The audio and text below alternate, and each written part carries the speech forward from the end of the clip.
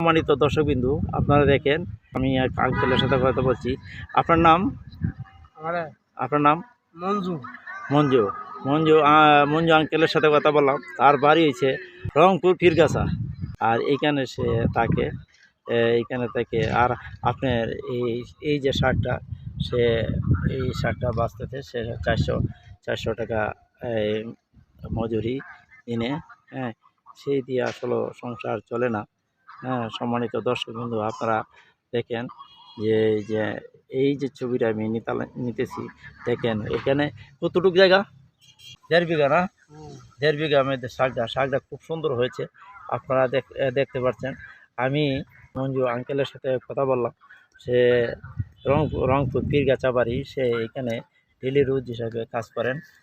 সে দেখেন এই শাকটা খুব সুন্দর হয়েছে। আপনারা এইভাবে যদি আপনারা শাক এই কিছু জায়গার মধ্যে কোনো জায়গায় যদি আপনারা ফেলে না রেখে আপনারা যদি এইভাবেও শাক করেন, তাহলেও আপনি দেখতে পাবেন। দেখেন কি সুন্দর শাকটা হয়েছে।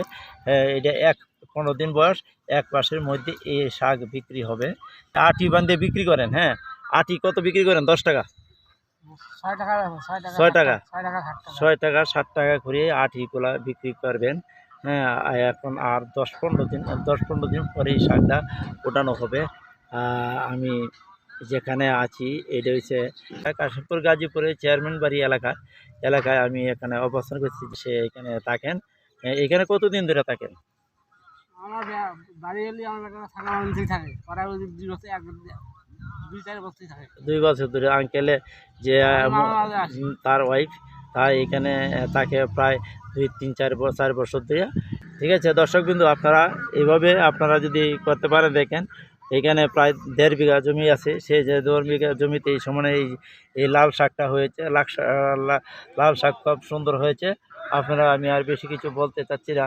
আমি আপনারা যদি কোনো জায়গা এরকম থাকে, তাহলে আপনারা এরকম শাক করতে পারেন। করলে লাভবান হবেন, আপনারা নিজেও উপকৃত হবেন এবং দেশবাসীকেও উপকৃত করতে পারবেন। কারণ সেই শাক অনেক সুন্দর হয়েছে।